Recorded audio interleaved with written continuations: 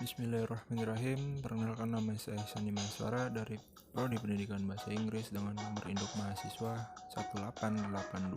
18821500084. Mata kuliah Bahasa Indonesia dan dosen pengampunya Ibu Ajeng Rindang Ningtyas, S.Hum MPD. Di sini saya akan mempresentasikan tentang peningkatan kecermatan dan ketangkapan listening melalui media perfilman. Perfilman di dalam KBBI ialah dipisah seperti per, film, an, pokok atau hal yang bersangkutan dengan film intinya. Yang kedua, BPI, Badan Perfilman Indonesia, mendefinisikan film sebagai karya seni yang membuat berbagai ide atau gagasan dalam bentuk gambar bergerak. Film yang memberi pernyataan serta pengalaman estetik dan memiliki fungsi pendidikan, hiburan, ataupun sosial budaya. Perfilman adalah segala elemen yang berhubungan dengan proses produksi, distribusi, eksibisi, apresiasi, pendidikan, dan pengarsipan film. Selanjutnya latar belakang. Banyak orang nih yang menanyakan latar belakang pendidikan itu seperti apa sih, ya kan? Langsung aja. Latar belakang pendidikan dapat diartikan sebagai sebuah hal yang memiliki peran penting dalam meningkatkan kemajuan bangsa dan negara, di mana pendidikan ini harus diberikan kepada seorang anak mulai dari tingkat TK ataupun MI sampai dengan perguruan tinggi. Pendidikan memiliki tujuan dan fungsi utama yang harus diketahui dan dipahami. Tujuan pendidikan secara umum adalah untuk mengembangkan potensi yang disertakan dengan mencerdaskan individu. Dengan kata lain, bahwasanya siswa ini memiliki kreativitas, pengetahuan, mandiri, dan biasa bertanggung jawab terhadap apa yang diperbuatnya. Di dalam Undang-Undang Nomor 2 Tahun 1985 yang menerangkan tentang tujuan pendidikan untuk pencerdasan kehidupan bangsa, selain itu mampu mengembangkan manusia yang bertakwa kepada Tuhan Yang Maha Esa. Lanjut. Kan sekarang sudah zamannya 4.0 ataupun zaman digital, semuanya serba digital. Lalu bagaimana sih siswa ini dapat menangkap pembelajaran dari sebuah film kalau tidak tahu dasar-dasar cara pembuatan filmnya seperti apa? Kita langsung jelaskan dasar-dasar cara pembuatan filmnya seperti apa aja. Yang pertama, itu kita menentukan ide cerita. Tentukan terlebih dahulu genre film yang ingin kamu buat, seperti drama, action, horor, dan lain-lain. Usahakan untuk menciptakan ide cerita yang tidak pasaran. Yang kedua, tentukan sasaran penonton. Film yang kamu buat ini pantas untuk ditonton anak-anak, remaja, ataupun dewasa, di kalangan yang mana gitu. Lalu yang ketiga, membuat sinopsis film. Sinopsis adalah komponen yang harus ada di dalam sebuah film. Lanjut, yang keempat, menulis skenario. Bagaimana ekspresi dan gerak-gerik para pemain, itu namanya skenario. Lanjut, yang kelima, menyiapkan alat-alat teknis.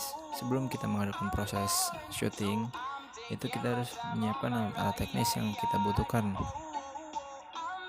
Kurang lebihnya seperti itu. Lanjut, yang keenam, tentukan budget. Budgetnya berapa nih? Misalkan kita mau bikin film horor, alat-alat teknisnya apa aja, terus lightingnya berapa yang kita butuhkan, terus kita harus membayar aktor atau aktris itu berapa. Itu namanya menentukan budget. Lanjut, yang ketujuh, syuting dan editing. Sebelum terjadinya sebuah film, itu kita harus melakukan syuting terlebih dahulu. Kenapa? Kalau misalkan kita tidak syuting terlebih dahulu, itu tidak akan terjadi sebuah film. Sama hal begitu juga dengan editing. Kalau misalkan kita sudah syuting lalu nggak diedit, itu nanti hasilnya kurang memuaskan jika kita langsung publish dan masyarakat menonton itu kurang suka. Lanjut, yang ke-8, review dan revisi. Kenapa sih kita harus mereview dan revisi? Karena setelah proses terjadinya syuting dan editing, kita harus mereview kembali nih. Kita melihat seperti apa sih video-video yang sudah kita buat, gitu kan. Lalu kita revisi. Kalau misalkan ada adegan yang kurang pantas ataupun adegan yang kurang cocok gitu, videonya jelek, itu kita revisi, kita perbaiki dengan sebaik mungkin. Karena apa? Nanti film yang kita buat ini akan dipublish ke masyarakat. Lanjut, yang ke-9, buatlah promosi.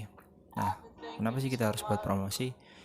Supaya film yang kita habis ini, yang kita buat ini ada di bioskop manapun, biar bisa ditonton masyarakat luas, seperti itu. Yang terakhir itu masukkan ke dalam DVD, bioskop ataupun sosial media lainnya. Kenapa sih kita harus memasukkan film tersebut ke dalam DVD? Supaya orang-orang yang dulu ataupun orang-orang tua kita itu bisa nonton, nggak harus ke bioskop ataupun ke sosial media. Kan banyak tuh yang kudet-kudet sekarang, ya kan, apalagi nggak ngerti gitulah. Nah, kenapa sih target berikutnya itu ke bioskop, ya kan? Karena anak-anak muda sekarang itu kalau menonton film sukanya di bioskop, seperti itu. Lalu kenapa kita harus ke sosial media? Ya, seperti yang saya bilang tadi, sekarang sudah zamannya 4.0, zaman semuanya digital. Lalu kita tayangkan di situ di Instagram, tapi cuma beberapa menit saja untuk menginformasikan bahwa film ini akan tayang di tanggal sekian di bioskop terdekat Anda gitu. Oke, next, penggunaan media film dalam proses pembelajaran bahasa Inggris di MA Al-Zaitun. Kenapa sih kita harus menggunakan media film ini di dalam proses kegiatan belajar mengajar bahasa Inggris? Oke, yang pertama, kita harus mengimplementasikan media film dalam pelajaran bahasa Inggris, yaitu terdapat beberapa langkah yang dilakukan oleh guru sebelum proses pembelajaran ataupun kegiatan belajar mengajar atau KBM, yaitu perencanaan, persiapan materi, penyajian, dan aktivitas lainnya. Yang kedua, hasil penggunaan media film pada pelajaran bahasa Inggris ini menunjukkan hasil yang baik. Media film ini mampu meningkatkan keaktifan dan semangat belajar siswa. Media film memberikan kemudahan dalam memahami materi pembelajaran.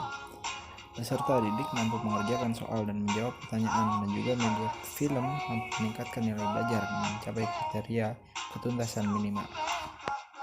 Oke, next, kenapa sih kita harus memilih penggunaan media perfilman di dalam kegiatan belajar mengajar itu?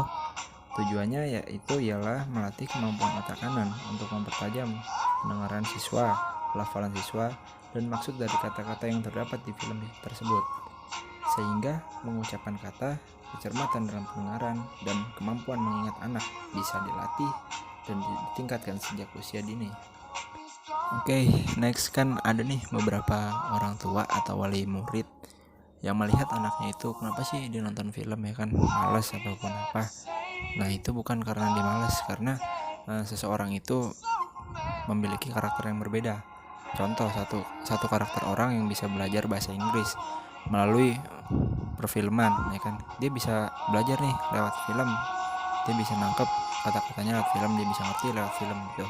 Dan manfaatnya juga selain itu dapat meningkatkan kemampuan seseorang dalam menangkap suatu informasi dan memahami kosakata dalam pelafalan bahasa Inggris melalui media film. Dan media perfilman ini sangat membantu dalam proses belajar siswa, khususnya di era sekarang, di era 4.0, generasi milenial ataupun zamannya digital semuanya. Oke, guys, thank you for attention and arigatou gozaimasu. Ada satu pesan untuk kalian semua, teman-temanku yang sering mengeluh nih khususnya, ya kan? Pesannya apa sih? Yaitu semoga lelahmu menjadi lelah dan semoga perjuanganmu membuahkan hasil yang alhamdulillah. Sekian dari saya. Azawallahu yar'ana wa yafazuna walhamdulillahirabbil alamin.